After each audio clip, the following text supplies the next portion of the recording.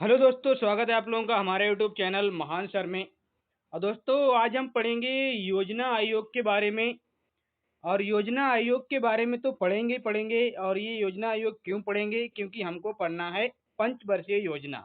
तो उसको पढ़ने के लिए हमको योजना आयोग पढ़ना पड़ेगा। और उसके बाद हम पढ़ेंगे पंचवर्षीय योजना। तो ये आज का हमारा क्या है, टॉपिक रहने वाला है। तो आज हम इसको बहुत अच्छे से पढ़ेंगे। और अगर आप लोगों ने कहीं पढ़ भी रखा है ना, तो भी आपको इसमें बहुत ज़्यादा बहुत अच्छे से समझ में आएगा। अगर आपने नहीं भी पढ़ रखा है ना, तब भी सारी चीज़ें आपकी क्लियर हो जाएंगी। तो मैं स्टार्ट करता हूँ। स्टार्ट करने से पहले आपको बता देता हूँ कि हमारी और भी क्लासें चल रही हैं। कंटिन्यू आपकी क्या है, क्लासें चल रही हैं। जैसे कि आपकी क्या है, संपूर्ण भारतीय इतिहास की क्लासें हमारी क्या है, कंप्लीट हैं। इनको आप देख सकते हैं। इनकी मैराथन क्लास भी हमने बनाई है, 4 मैराथन क्लास हैं। एंशिएंट हिस्ट्री की अलग मैराथन क्लास है, यानी कि प्राचीन इतिहास की अलग। और मध्यकालीन भारत की अलग एक मैराथन है। और 2 हमने बनाई हैं आधुनिक इतिहास पे मैराथन क्लास। तो ये आप ज़रूर देखिए जाके। और उसके बाद हमने बनाई हैं संपूर्ण भारतीय भूगोल की क्लासें, बहुत अच्छी क्लासें हैं। ज़रूर देखिए जाके। इनसे अगर आप भूगोल पढ़ लेते हो ना, तो कोई भी क्वेश्चन आपका विचलित ही नहीं जाएगा। आप ज़रूर इनको देखिए। और ये 2 क्लासें हैं। और इनकी टॉपिक 22 क्लासें भी आपको पढ़ी मिलेंगी, तो उनको भी आप देख सकते हैं। और उसके बाद वर्ल्ड ज्योग्राफी की भी क्लास मैराथन मैंने बनाई है, तो उसको भी आप जाइए देखिए जाके। इंडियन पॉलिटी की ज़बरदस्त क्लासें पड़ी हुई हैं, मैराथन क्लासें पड़ी हुई हैं, आप लोग देखिए, बहुत शानदार क्लासें हैं। 2 क्लासें हैं इसकी भी। अब हम आते हैं अपने योजना आयोग पे। आज का हमारा टॉपिक क्या है, योजना आयोग को पढ़ेंगे। योजना आयोग को क्यों पढ़ेंगे? क्योंकि ये हमारे देश में इसने पंचवर्षीय योजना को लाने का काम किया था। और पंचवर्षीय योजना क्या है वो भी हम समझेंगे।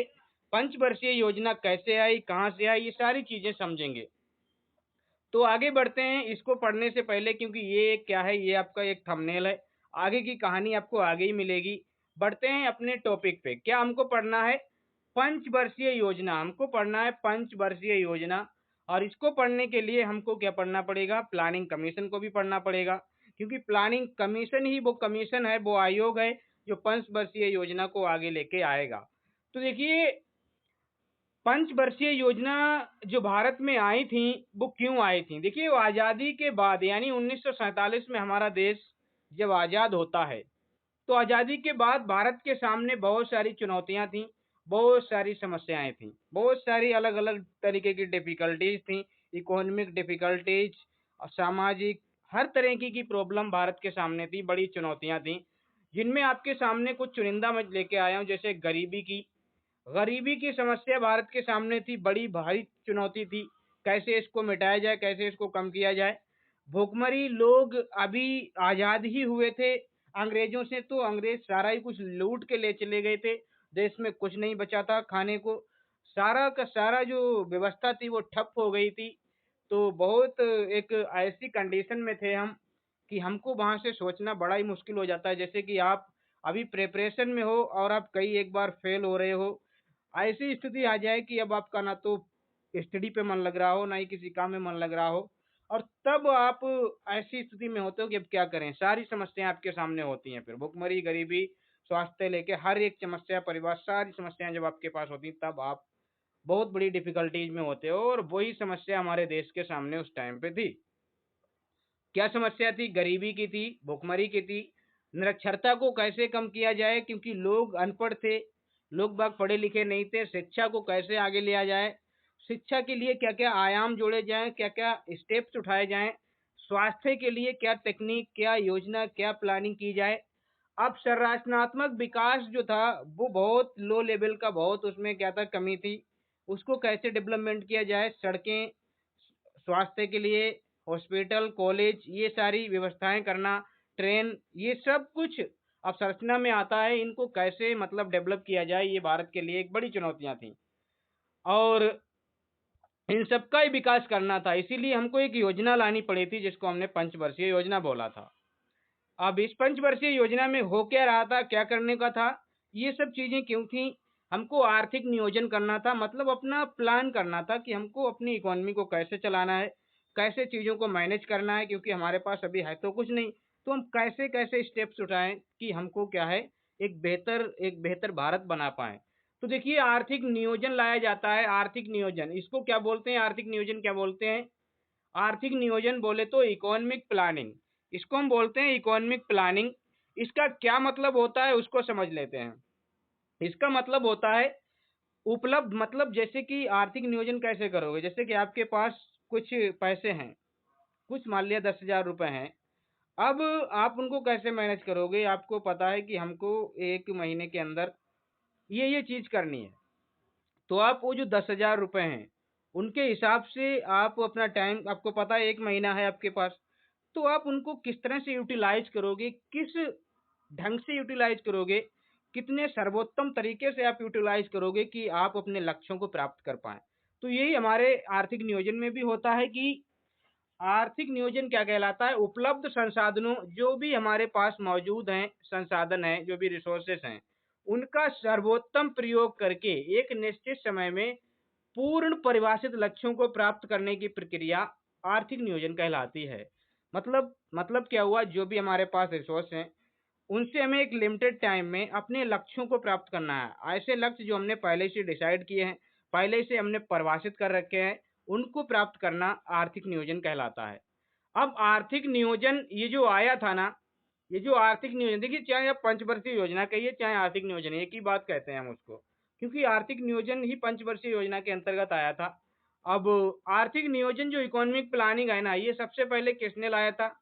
जो 5 ईयर प्लानिंग है वो सबसे पहले 1928 में रूस ने सबसे पहले इसको स्टार्ट किया था। किसने किया था दोस्तों? रूस ने सबसे पहले आपका क्या किया था, इसको स्टार्ट किया था 1928 में, जिसका नाम पहले यूएसएसआर भी हुआ करता था। और भारत ने 1950 में रूस से ही प्रेरित होकर इस आर्थिक नियोजन को लाया गया, इस प्लानिंग कमीशन को लाया गया। और ये जो आर्थिक नियोजन आपका सब्जेक्ट है ना सर, ये समवर्ती सूची का है। कहाँ का है? समवर्ती सूची का है। मतलब इसको राज्य भी इसके लिए कानून बना सकता है, राज्य अपने तरीके से भी इसको क्या है डेवलप कर सकता है, और जो सेंट्रल है ना वो भी अपने तरीके से इसको क्या है नियोजित कर सकता है, क्योंकि राज्य के पास अपने संसाधन होते हैं और सेंट्रल के पास अपने टोटल संसाधन होते हैं जो राज्यों के भी मिला के होते हैं। तो वो अपने तरीके से उनको लक्ष्यों को परिभाषित करते हैं, उनको मैनेज करते हैं, उनको प्रयोग करते हैं, उनको प्राप्त करते हैं। अब देखिए जो पंचवर्षीय योजना है जिसको हम पढ़ने वाले हैं, ये जो पंचवर्षीय योजना है तो इसको हमको जानना होगा ये भारत में आई कैसे कैसे, इसका इतिहास क्या है, इसको समझना बहुत जरूरी है। तो पंचवर्षीय योजना का इतिहास जानते हैं। हिस्ट्री ऑफ 5 ईयर प्लानिंग, इसको समझना बहुत जरूरी है। इसको बिना समझे आप नहीं कर पाएंगे, बिल्कुल नहीं कर पाएंगे। इसको समझना आपके लिए बेहद जरूरी हो जाता है। तो देखिए बात 1934 की है। एक पुस्तक आई थी प्लान्ड इकोनॉमी फॉर इंडिया, जिसमें इस पुस्तक में क्या कहा गया, सबसे पहले नियोजन की बात रखी गई। ये पहली ऐसी पुस्तक थी जिसमें नियोजन की बात की गई थी, जिसमें योजनाओं की बात की गई थी। नियोजन का मतलब होता है प्लान, एक प्लान की बात की गई थी कि हमको एक प्लान करना चाहिए, हमको एक ऐसी योजना लानी चाहिए जिससे हम डेवलप कर पाए। और उस पुस्तक का ही नाम क्या था? Planned economy. मतलब हमको कैसी इकोनॉमी चाहिए? प्लान्ड, नियोजित अर्थव्यवस्था चाहिए। प्लान्ड इकोनॉमी फॉर इंडिया, यानी भारत के, यहाँ पे क्या है, भारत के लिए नियोजित अर्थव्यवस्था। क्या लिखना चाहिए था मुझे यहाँ पे? भारत के लिए नियोजित अर्थव्यवस्था, ये एक पुस्तक थी। और इसके लेखक थे एम विश्वेश्वरैया। क्या नाम था उनका? एम विश्वेश्वरैया उनका नाम था। ये आप किताब जरूर याद रखना, और इसका इंग्लिश में ही नाम याद रखना, क्योंकि आपको जब ऑप्शन मिलेंगे ना तो उसमें प्लान्ड इकोनॉमी ऑफ इंडिया भी मिल सकता है, लेकिन इसका सही क्या है? प्लान्ड इकोनॉमी फॉर इंडिया है। तो ये आप जरूर याद रखना, आपको तो क्वेश्चन ही हल करना है ना। फिर 1937 में क्या होता है? राष्ट्रीय पुनर्निर्माण और सामाजिक नियोजन की बात होती है। और ये बात कौन करता है? कांग्रेस वर्किंग समिति होती है ना, कांग्रेस वर्किंग कमेटी होती है, जो बर्दा मीटिंग में होती है। बर्दा एक मीटिंग होती है, शायद 1942 सैंतीस 38 में ही होती है। 37 38 में ही आपकी क्या है, एक बर्दा मीटिंग होती है। और उसमें क्या किया जाता है? इस प्रस्ताव को किया जाता है स्वीकार। किस प्रस्ताव को स्वीकार किया जाता है? कांग्रेस वर्किंग कमेटी में राज्य पुनर्निर्माण और सामाजिक नियोजन की व्यवस्था को स्वीकार किया जाता है। ये प्रस्ताव स्वीकृत होता है। क्या है ये? National reconstruction and social planning. उसके बाद 1938 में राष्ट्रीय योजना समिति आती है। इसका गठन किया जाता है। नेशनल प्लानिंग कमेटी का गठन होता है। और इसका गठन किसके द्वारा होता है? जो हरिपुरा अधिवेशन होता है कांग्रेस का हरिपुरा अधिवेशन में होता है। और जिसमें आपका क्या है, कांग्रेस के हरिपुरा अधिवेशन में आपको पता ही है कौन थे? सुभाष चंद्र बोस उसके अध्यक्ष थे। और ये जो राष्ट्रीय योजना समिति उसमें गठित की जाती है, इसके अध्यक्ष बनाए जाते हैं जवाहरलाल नेहरू। तो ये बात आपको याद रखना है कि राष्ट्रीय योजना समिति के अध्यक्ष जवाहरलाल नेहरू और कांग्रेस जो अधिवेशन हुआ था हरिपुरा, उसके अध्यक्ष आपके सुभाष चंद्र बोस थे। 1944 में क्या है, एक गांधीवादी योजना भी आती है। गांधीवादी योजना, गांधीयन प्लान को लाया जाता है। इसका प्रस्ताव कौन रखते हैं?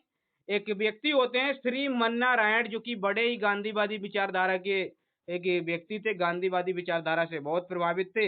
गांधी जी को बहुत मानते थे। गांधी जी में बड़ा ही उनका विश्वास था। तो उनके नाम मतलब वही एक योजना लाते हैं कि गांधीवादी योजना लाना चाहिए हमको। और गांधीवादी योजना क्या है? गाँव को डेवलप करना था, गांव में विकास करना था। ये उनकी योजना थी। फिर 1944 में ये एक योजना आती है बॉम्बे प्लान। क्या आता है दोस्तों? बॉम्बे प्लान आता है। और ये बॉम्बे प्लान क्या है? ये मुंबई के 8 उद्योगपतियों द्वारा ये प्लान लाया गया था। और ये भी किस लिए लाया गया था? ताकि इकोनॉमी जो है ना उसको बूस्ट किया जा सके, अर्थव्यवस्था को नियोजित तरीके से मतलब लाया जा सके, डेवलप किया जा सके। फिर 1945 में देखिए क्या होता है, एक आती है जन योजना, पीपल प्लान आता है। क्या आता है? पीपल प्लान आता है, जन योजना आती है। और इसके इसके जो थे ना, वो आपके एम.एन. राय, जो कि श्रमिक नेता थे, मार्क्सवादी नेता थे। इसका जो प्रस्ताव दिया था ना, वो एम.एन. राय ने दिया था। और एम.एन. राय वही व्यक्ति हैं दोस्तों जिन्होंने 1934 में सबसे पहले संवैधानिक सभा की औपचारिक मांग की थी। ये वही व्यक्ति हैं। ये बात आप याद रखना, संविधान सभा की औपचारिक मांग सबसे पहले किसने की थी 1934 में? तो एम.एन. रॉय ने ही की थी। और इन्होंने ही 1945 में जन योजना की बात की है। ये श्रमिक नेता भी थे। और एक मार्क्सवादी, जो कार्ल मार्क्स है ना, उनकी विचारधारा से प्रभावित ये व्यक्ति हैं। और फाइनली आपका क्या होता है, 1950 में एक आती है सर्वोदय योजना। क्या आती है? सर्वोदय योजना आती है, जो कि जयप्रकाश नारायण, जिनको हम जेपी नारायण भी बोलते हैं, जयप्रकाश नारायण सर्वोदय योजना को लाते हैं। और इसी सर्वोदय योजना का मतलब क्या होता है? सबका उदय होना चाहिए उसमें, सबका डेवलपमेंट, सबका विकास, सबका साथ सबका विकास जो होता है ना, उसकी बात जयप्रकाश नारायण ने की थी। तो 1950 में ये आपकी क्या आई थी? सर्वोदय योजना आई थी। तो ये आपका क्या है, पंचवर्षीय योजनाओं का इतिहास है। और मैं दावे के साथ कह सकता हूँ, इतना व्यवस्थित तरीके से आपको कोई नहीं पढ़ा सकता। इतने व्यवस्थित तरीके से ये जो योजनाएं हैं, ये आपको कोई नहीं दे सकता, कोई देता ही नहीं है। तो ये आपके लिए बहुत मतलब लकी की बात है कि ये सारी चीजें आपको मिल रही हैं। अब आगे आते हैं, अब क्या बनता है उसके बाद, क्योंकि सर्वोदय योजना हो ही गई। अब हमने ये सारी योजनाएं देख ही ली कि क्या क्या योजनाएं हमारी यहाँ। सबसे पहले प्लान्ड इकोनॉमी फॉर इंडिया एक पुस्तक आती है। उसके बाद ये आती है फिर राष्ट्रीय योजना समिति, गांधीवादी योजना, बॉम्बे प्लान, जन योजना, सर्वोदय योजना। अब उसके बाद क्या होता है दोस्तों? उसके बाद आता है योजना आयोग। योजना आयोग बोले तो प्लानिंग कमीशन। प्लानिंग कमीशन आता है, कब आता है? 1950 में प्लानिंग कमीशन बनता है। प्लानिंग कमीशन की स्थापना दोस्तों कब होती है? 15 मार्च 1950 को प्लानिंग कमीशन की स्थापना की जाती है। कब होती है? 15 मार्च 1950 को। किसकी? अब इसका देखिए डाटा कितने मैंने व्यवस्थित तरीके से लगाया है आपके लिए, बहुत अच्छे से मैंने सजाया है। देखिए सिफारिश जो इसकी की जाती है, कौन सी समिति ने सिफारिश की थी? तो केसी नियोगी। आप बहुत अच्छे से पढ़े हैं ये बात, आप जानते हैं केसी नियोगी ने ही इसकी की थी, जिनका नाम था क्षितिज चंद्र नियोगी। इनका नाम क्या है? क्षितिज चंद्र नियोगी। तो इन्होंने इसकी सिफारिश की थी कि एक प्लानिंग कमीशन आना चाहिए। और इस प्लानिंग कमीशन का जो इन्होंने सिफारिश की थी, वो अपनी केसी नियोगी समिति के द्वारा की थी। तो ये व्यक्ति थे केसी नियोगी। और अध्यक्ष इसका कौन था? मतलब ये जो प्लानिंग कमीशन बना, तो इसका अध्यक्ष किसको बनाया गया? अध्यक्ष इसका बनाया गया था प्रधानमंत्री को। और वही आपके अध्यक्ष होते भी हैं इस प्लानिंग कमीशन के। योजना आयोग का जो अध्यक्ष होता है वो कौन होता है? आपका पीएम होता है, जो भी हो पीएम। एक उपाध्यक्ष भी इसमें होता है। और अभी हम देखेंगे भी। और इसमें अन्य सदस्य जो होते हैं ना, वो 3 तो आपके होते हैं पूर्णकालिक सदस्य होते हैं और 3 आपके होते हैं अल्पकालिक। 3 तो पूर्णकालिक, 3 आपके अल्पकालिक। और ये स्वरूप क्या था, मतलब ये जो आपकी योजना थी, ये किस टाइप की योजना थी? ये क्या थी? ये गैर सांविधिक बॉडी थी, नॉन स्टैट्यूटरी बॉडी थी। कैसी थी? गैर सांविधिक बॉडी। मतलब सर क्या है? ये कोई ऐसी बॉडी नहीं थी जिसका संविधान में कोई ज़िक्र हो। ये कोई ऐसी बॉडी भी नहीं थी जिसका किसी कानून के ज़रिए इसका निर्माण किया गया हो। ये एक नॉन सांविधिक थी, मतलब किसी भी एक्ट के थ्रू भी नहीं बनी थी, ना ही संविधान में इसका नाम मिलेगा आपको। नाम बोले तो संविधान में इसका क्या नहीं मिलेगा, कोई आर्टिकल नहीं मिलेगा। ये एक सलाहकारी संस्था थी, एडवाइजरी बॉडी थी। कैसी थी? Advisory body. और इसको क्या बोल सकते हैं? सलाहकारी, या आपको क्या कह सकते हैं, परामर्शदात्री संस्था थी ये। ये केवल सरकार को क्या करने का काम करती थी? परामर्श करती थी, सलाह देती थी कि आप ऐसे-ऐसे योजना को लागू कीजिए। ये सलाह देती थी। तो ये ऐसी बॉडी थी। अब ये जो हमने देखे प्रधानमंत्री इसके क्या थे? अध्यक्ष थे। और उपाध्यक्ष आपके कौन थे? ये भी देख लेते हैं। तो जो पहले आपके क्या बोलता हूँ, जो प्रथम आपके अध्यक्ष थे ना, वो प्रथम आपके कौन थे? पंडित नेहरू थे। पंडित जवाहरलाल नेहरू इसके पहले अध्यक्ष हुआ करते थे योजना आयोग के। और अंतिम आपके कौन है? नरेंद्र मोदी थे। और उसके बाद तो नरेंद्र मोदी ने 14 अगस्त 14 क्या 15 अगस्त 15 अगस्त 2014 को उन्होंने क्या कर दिया था? इसको खत्म कर दिया गया था। और 1 जनवरी 2015 को क्या लेके आए थे? नीति आयोग लाए थे। वो भी हम देखेंगे, वो भी हम पढ़ेंगे। फिलहाल इसको हम पढ़ते हैं। और जो इसके प्रथम उपाध्यक्ष थे, वो आपके कौन थे? गुलजारी लाल नंदा इसके प्रथम उपाध्यक्ष थे। और जो अंतिम उपाध्यक्ष थे, वो मोंटेक सिंह अहलूवालिया थे। कौन से? मोंटेक सिंह अहलूवालिया। तो इनको आप याद रखना। और ये जो योजना आयोग था, इसका उद्देश्य क्या था दोस्तों? लोगों का सामाजिक आर्थिक विकास करने के लिए योजनाओं का निर्माण करना ही पंचवर्षीय योजना का, प्लानिंग कमीशन का, यानी कि ये उद्देश्य था। प्लानिंग कमीशन का क्या मतलब था? सामाजिक और आर्थिक विकास के लिए योजनाओं का निर्माण करना, ये इसका उद्देश्य था। और अशोक चंद्रा एक व्यक्ति हैं जिसने योजना आयोग को क्या बोला है? आर्थिक मंत्री परिषद कहा है। क्या कहा है? आर्थिक मंत्री परिषद, यानी इकोनॉमिक काउंसिल ऑफ मिनिस्टर्स। ये किसने बोला है दोस्तों? ये बोला है आपके अशोक चंद्रा जी ने। अशोक चंद्रा जी ने इनको क्या बोला है? इकोनॉमिक काउंसिल ऑफ मिनिस्टर बोला है। तो ये शायद बात आपको बड़े अच्छे से समझ में आई होगी। हमने क्या-क्या देखा, एक बार पीछे जाके देखते हैं।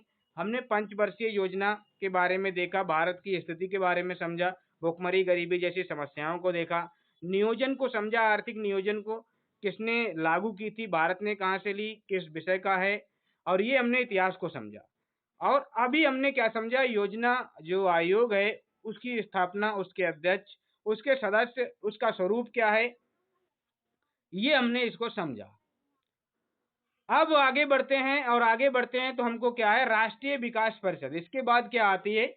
जो प्लानिंग कमीशन बना था ना, और प्लानिंग कमीशन का मतलब क्या था? योजनाओं का निर्माण करना।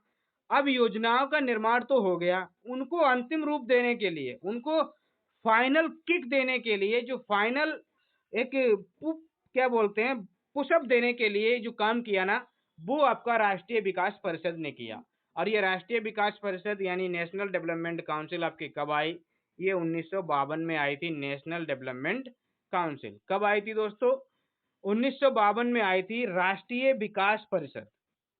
एनडीसी की स्थापना की गई, कब की गई? 6 अगस्त 1952 को एनडीसी की स्थापना की जाती है, यानी कि नेशनल डेवलपमेंट काउंसिल की स्थापना 6 अगस्त 1952 को होती है। और इसकी भी सिफारिश दोस्तों किसने की थी? केसी नियोगी जी ने ही की थी। केसी नियोगी जो समिति थी उसने ही की थी।